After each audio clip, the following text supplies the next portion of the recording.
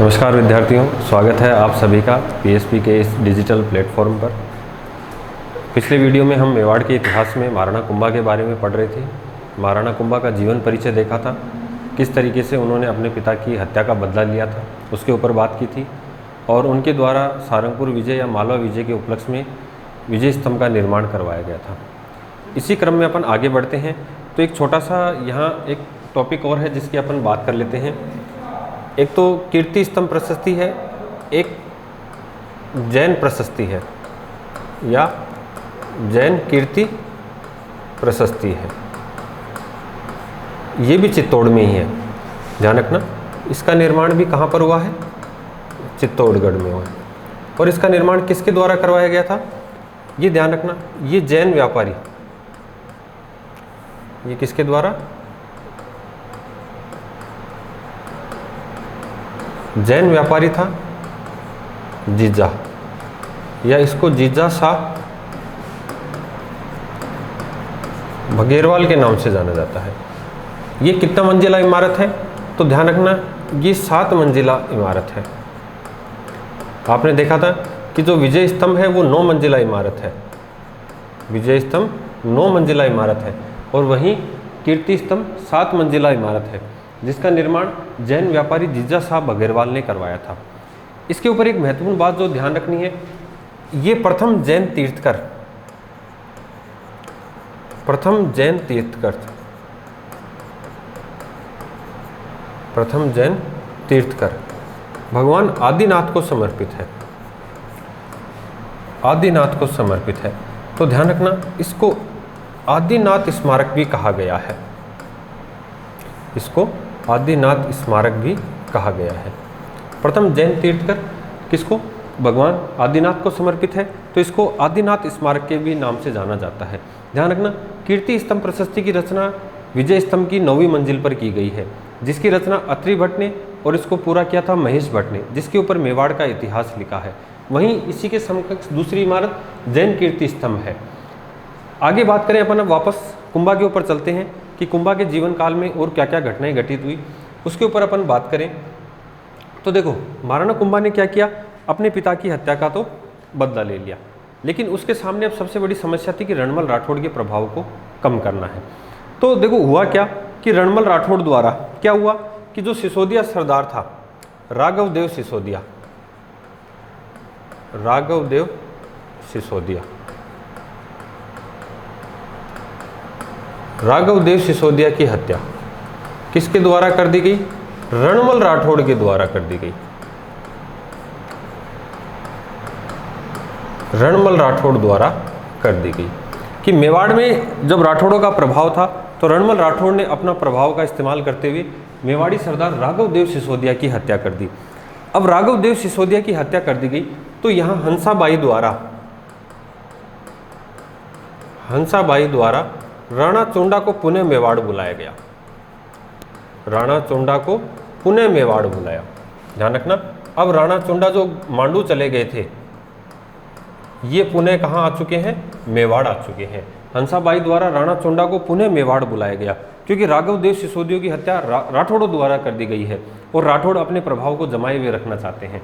इस प्रभाव को कम करने के लिए और महाराणा कुंभा के सहयोग के लिए राणा चोंडा को पुनः मेवाड़ बुलाया जाता है।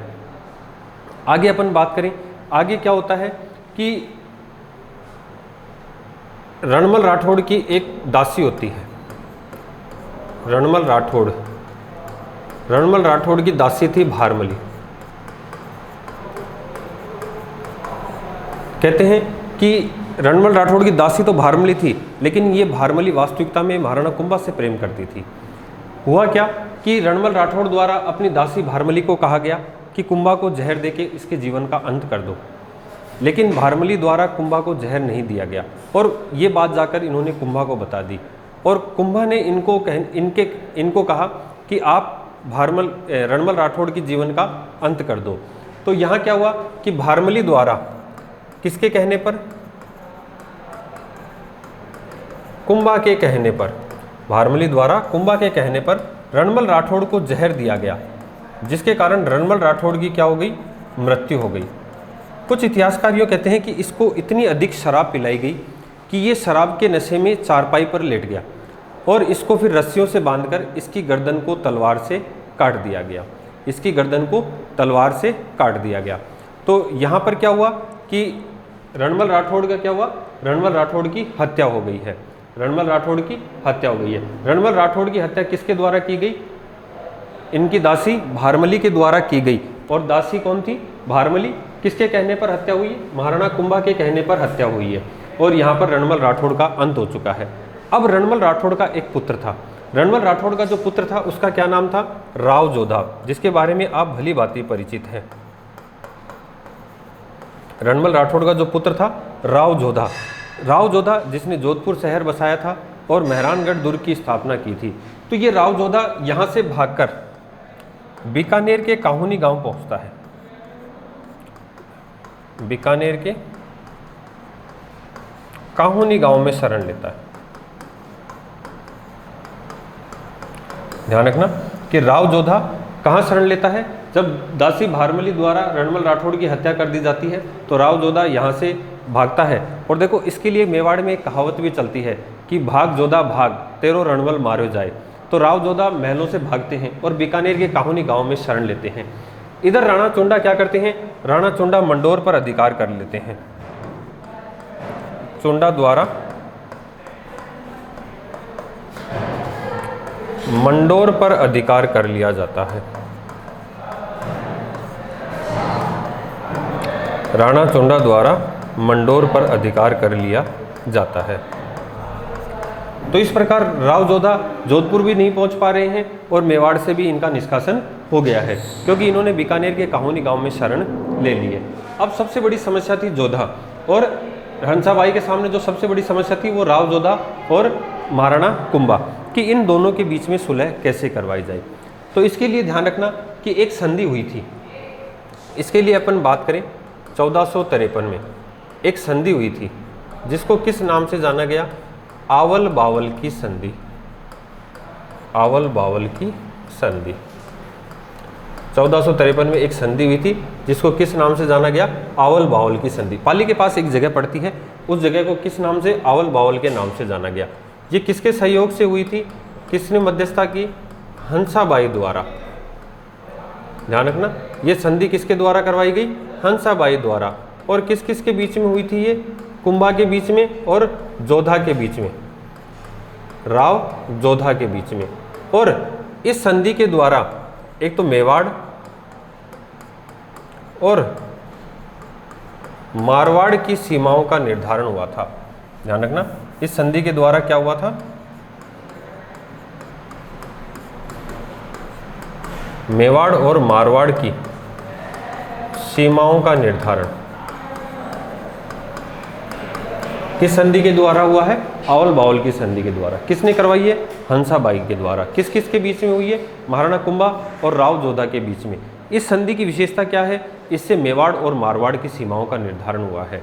तो अब वापस मेवाड़ में हम बात करें तो सिसोदियों की सत्ता और सिसोदियों का साम्राज्य पूरी तरीके से स्थापित हो चुका है और राठौड़ों के प्रभाव का समापन हो चुका है। राठौड़ पुनः जोधपुर पहुंच चुके हैं। ये राव जोधा आगे जाकर जोधपुर शहर की स्थापना करेंगे।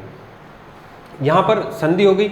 हम बात करें एक 1456 ईस्वी की एक महत्वपूर्ण घटना है, इंपॉर्टेंट लगाना और याद भी करना। 1456 की एक महत्वपूर्ण घटना है जिसको कहते हैं चंपानेर की संधि, जिसको कहा जाता है चंपानेर की संधि। ये संधि किस किस के बीच में हुई थी? तो एक तो ध्यान रखना जो मालवा का शासक था जिसको पराजित किया था कुंभा ने, महमूद खिलजी, कि महमूद खिलजी अपनी जो पराजय है उसका पुनः बदला लेना चाहता है। मालवा का शासक महमूद खिलजी अपनी पराजय का पुनः बदला लेना चाहता है। और गुजरात का शासक था कुतुबुद्दीन शाह। गुजरात का शासक कौन था? कुतुबुद्दीन शाह। इन दोनों ने ये संधि की, चंपानेर की संधि। ध्यान रखना क्वेश्चन पूछा गया था चंपानेर की संधि किसके विरुद्ध हुई है? तो ये किसके विरुद्ध हुई है? कुंभा के विरुद्ध हुई है। ध्यान रखना चंपानेर की संधि किसके विरुद्ध हुई है? कुंभा के विरुद्ध। कब हुई है? 1456 ईस्वी में। 1456 ईस्वी में चंपानेर की संधि हुई है।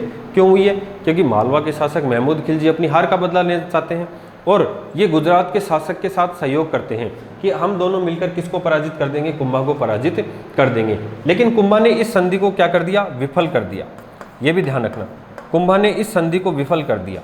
किस संधि को, चंपानेर की संधि को।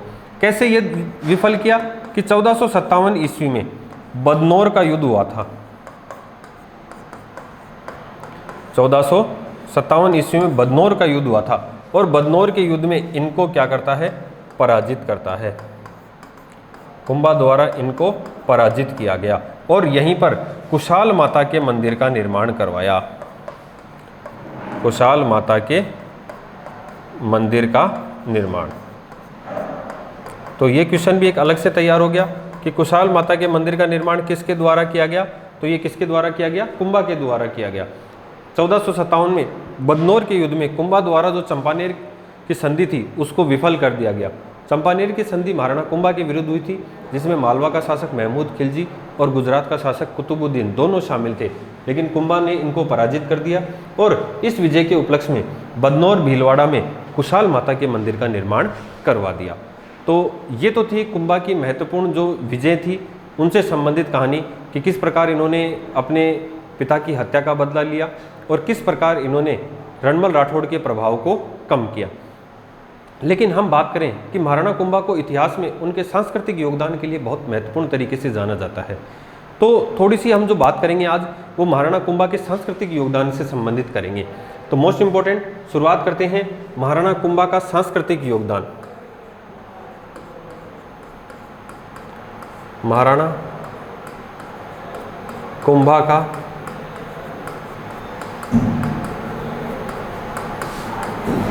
सांस्कृतिक योगदान। तो सबसे पहले जो हम बात करें ये बात यही है कि राजस्थान में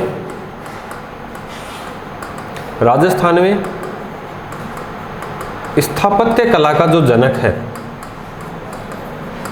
राजस्थान में स्थापत्य कला का जनक वो किसको माना गया है, वो महाराणा कुंभा को माना गया है।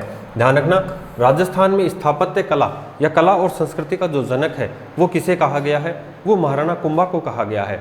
तो बात करें ये कारण क्या है कि इसको स्थापत्य कला का जनक कहा गया है, तो इसकी जो हमें चर्चा मिलती है वो किसके माध्यम से मिलती है कि एक लेखक है, लेखक का नाम है श्यामल दास, लेखक का नाम है श्यामल दास। इनके द्वारा एक ग्रंथ की रचना की गई थी और ग्रंथ का नाम था वीर विनोद। एक क्वेश्चन ये भी पूछा गया था कि श्यामल दास कहाँ के निवासी हैं, तो श्यामल दास कहाँ के रहने वाले हैं, भीलवाड़ा के। श्यामल दास कहाँ के रहने वाले हैं, भीलवाड़ा। इनका एक ग्रंथ था, ये सज्जन सिंह के दरबारी विद्वान भी थे। ये भी ध्यान रखना कि जो श्यामल दास थे ये मेवाड़ महाराणा सज्जन सिंह के दरबारी विद्वान थे। इन्होंने एक ग्रंथ लिखा वीर विनोद। इस ग्रंथ में क्या लिखा हुआ है कि मेवाड़ में 84 दुर्ग हैं। मेवाड़ में कितने दुर्ग हैं, 84 दुर्ग हैं, जिनमें से 32 दुर्गों का निर्माण 32 दुर्गों का निर्माण किसके द्वारा करवाया गया है, इसके महाराणा कुंभा द्वारा करवाया गया है। वेरी वेरी मोस्ट इंपॉर्टेंट कि भीलवाड़ा के एक लेखक है श्यामल दास। श्यामल दास ने ग्रंथ लिखा वीर विनोद। विनोद ग्रंथ से हमें क्या जानकारी प्राप्त होती है कि हमें यह जानकारी प्राप्त होती है कि मेवाड़ में 84 दुर्ग हैं, 84 दुर्ग हैं, फोर्ट हैं, किले हैं, जिनमें से 32 दुर्गों का निर्माण किसके द्वारा करवाया गया, महाराणा कुंभा के द्वारा करवाया गया। तो बात करते हैं हम जो महत्वपूर्ण किले हैं उनके बारे में। सबसे पहला जो किला है उसकी बात करें हम, तो सबसे महत्वपूर्ण जो किला है वो है कुंभलगढ़ दुर्ग। कौन सा दुर्ग है, कुंभलगढ़ दुर्ग।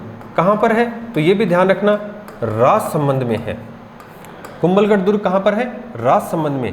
इसका शिल्पी या वास्तुकार कह दें तो कौन था, मंडन।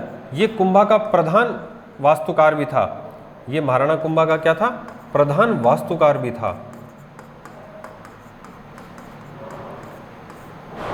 हम बात कर रहे हैं राजस्थान के किलों में स्थित कुंभलगढ़ दुर्ग कहाँ पर स्थित है, राजसमंद में। इसका शिल्पी कौन था, मंडन था। इसमें एक महल है, महल का नाम है कटारगढ़। इस कटारगढ़ की क्या खासियत है, इसमें कुंभा स्वयं निवास करता था। ध्यान रखना, इसमें कुंभा स्वयं निवास करता था, जिसे मेवाड़ की आंख कहा गया है। जिसे क्या कहा गया है? मेवाड़ की आंख कहते हैं। हम बात कर रहे हैं कुंभलगढ़ दुर्ग। कुंभलगढ़ दुर्ग में एक महल स्थित है कटारगढ़, जिसमें कुंभा स्वयं निवास करता था और जिसे मेवाड़ की आंख कहा गया है। ये कुंभलगढ़ का कटारगढ़ महल, जिसमें आगे चलकर हम देखेंगे कि महाराणा प्रताप का जन्म हुआ था, ये महाराणा प्रताप की जन्मभूमि है। कुंभा का स्वयं निवास था और इसे मेवाड़ की आंख कहा गया है। ध्यान रखना, इस दुर्ग को देखने के लिए गया अबुल फजल। इस दुर्ग को कौन देखने गया? अबुल फजल। तो अबुल फजल ने जब इस दुर्ग को देखा तो हम देखते हैं कि प्राचीन समय में राजस्थान में जो पुरुष थे वो खुले सिर नहीं घूमा करते थे, वो सिर पर पगड़ी या फेटा का प्रयोग करते थे। तो जब ये दुर्ग को देखने जाता है तो दुर्ग को जब ऊपर गर्दन उठाकर देखता है तो जब इसकी गर्दन ऊपर उठती है तो इसकी पगड़ी गिर जाती है। तो इसने क्या कहा कि यह दुर्ग इतनी ऊंचाई पर है कि देखने से सर की पगड़ी गिर जाए। क्या कहा है कि सर की क्या गिर जाए या सिर की क्या गिर जाए? पगड़ी गिर जाए। सर की क्या गिर जाए? पगड़ी गिर जाए। ध्यान रखना कि अबुल फजल क्या कहते हैं, यह दुर्ग इतनी ऊंचाई पर है कि इसको देखने से सर की क्या गिर जाए? पगड़ी गिर जाए। तो ये कुंभा द्वारा निर्मित महत्वपूर्ण दुर्ग, कौन सा दुर्ग? कुंभलगढ़ दुर्ग। इसके अलावा अपन बात करें कि कुंभा द्वारा क्या किया गया। कुंभा द्वारा अपनी सीमाओं को नियंत्रित करने के लिए या सीमाओं को सुरक्षित करने के लिए अचलगढ़ दुर्ग का पुनर्निर्माण करवाया गया। अचलगढ़ दुर्ग का पुनर्निर्माण करवाया गया। ध्यान रखना, कुंभा द्वारा कौन से दुर्ग का? अचलगढ़ दुर्ग का पुनर्निर्माण करवाया गया। अचलगढ़ दुर्ग कहाँ पर है? आबू, या हम कह सकते हैं कौन से जिले में है? सिरोही जिले में। इसके अलावा हम बात करें कौन से दुर्ग का निर्माण? बसंती दुर्ग का निर्माण करवाया। बसंती दुर्ग का निर्माण। तो बसंती दुर्ग भी कहाँ पर स्थित है? तो ये बसंती दुर्ग भी कहाँ? सिरोही में स्थित है। ध्यान रखना, कुंभा द्वारा कौन से दुर्ग का पुनर्निर्माण?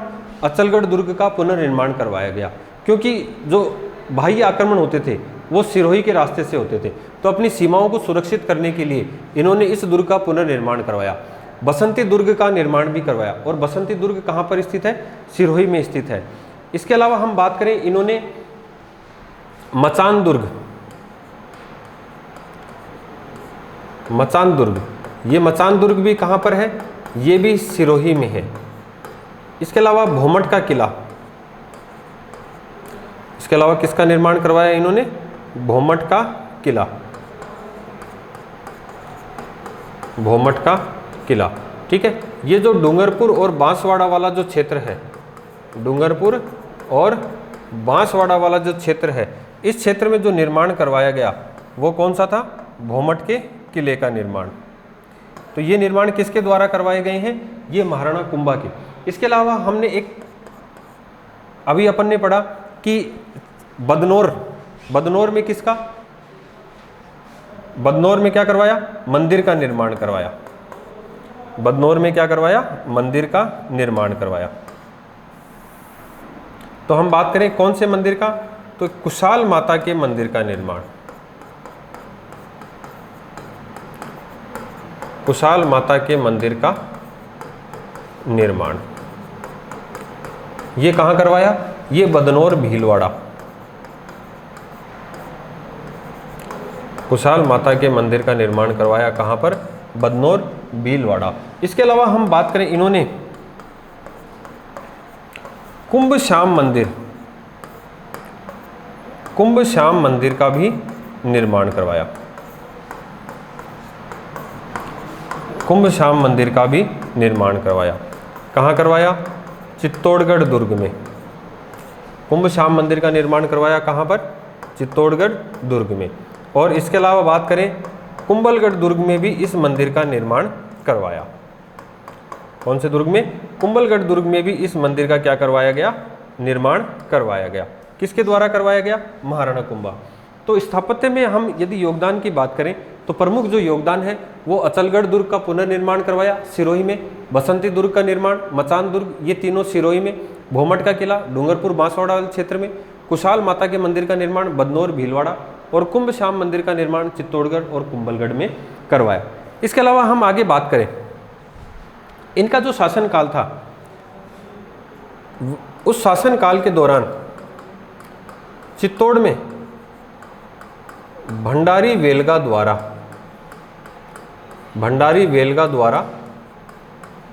श्रृंगार चौरी का निर्माण करवाया गया। ध्यान रखना, भंडारी वेलगा द्वारा किसका निर्माण करवाया गया? श्रृंगार चौरी का निर्माण करवाया गया। चित्तौड़ दुर्ग में कहां पर करवाया गया है ये निर्माण? चित्तौड़ दुर्ग में भंडारी वेलगा द्वारा श्रृंगार चौरी का निर्माण करवाया गया। इसके अलावा हम एक और बात करें कि कुंभा के काल की ही एक घटना है या कुंभा के काल का ही एक निर्माण है जिसको हम कहते हैं रणकपुर के मंदिर। रणकपुर के जैन मंदिर। रणकपुर के जैन मंदिर का निर्माण कहाँ है? पाली में है। ध्यान रखना, इसका निर्माण भी कब हुआ है?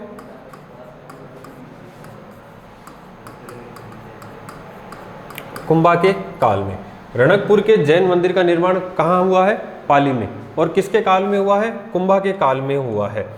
कितने खंभों पर स्थित है? 1444 खंभों पर स्थित है। 1444 खंभों पर स्थित है। इसलिए इस रणकपुर के जैन मंदिर को क्या कहा गया है? स्तंभों का वन कहा गया है। इस रणकपुर के जैन मंदिर को क्या कहा गया है? स्तंभों का वन कहा गया है। इसको वैश्याओं का मंदिर भी कहते हैं। ध्यान रखना, इसको वैश्याओं का मंदिर भी कहा गया है। रणकपुर के जैन मंदिर पाली जिले में है, कुंभा के काल में निर्मित है। किसके द्वारा करवाया गया? ये करवाया गया धर्णक शाह द्वारा। धर्णक शाह द्वारा निर्मित। इनका निर्माण किसके द्वारा? धर्णक शाह द्वारा निर्मित थे। कब करवाया गया? 1439 ईस्वी में। कौन सी नदी के किनारे? तो मथाई नदी के किनारे। मथाई नदी के किनारे। और इसका जो शिल्पी था वो देपाक था। इसका शिल्पी कौन था? इसका जो प्रमुख शिल्पी था वो देपाक था। तो महाराणा कुंभा के काल में दो, चित्तौड़ में दुर्ग में भंडारी वेलगा द्वारा श्रृंगार चौरी का निर्माण करवाया गया और रणकपुर के जैन मंदिर पाली में कुंभा के काल में निर्मित है। 1444 खंभों पर स्थित होने के कारण इसको स्तंभों का वन कहा गया है। धर्णक शाह द्वारा निर्मित है मथाई नदी को रोककर, और इसका शिल्पी कौन था? देपाक था। ये जानकारियाँ थी कुंभा के स्थापत्य से संबंधित। इसके बाद हम नेक्स्ट वीडियो में बात करेंगे कुंभा की जो सांस्कृतिक योगदान है या कुंभा के जो संगीत ग्रंथ हैं या इनके काल में जो जो प्रमुख व्यक्तित्व हुए हैं उनकी बात करेंगे। उम्मीद करता हूँ वीडियो आपको पसंद आएगा। वीडियो को ध्यानपूर्वक देखना। धन्यवाद।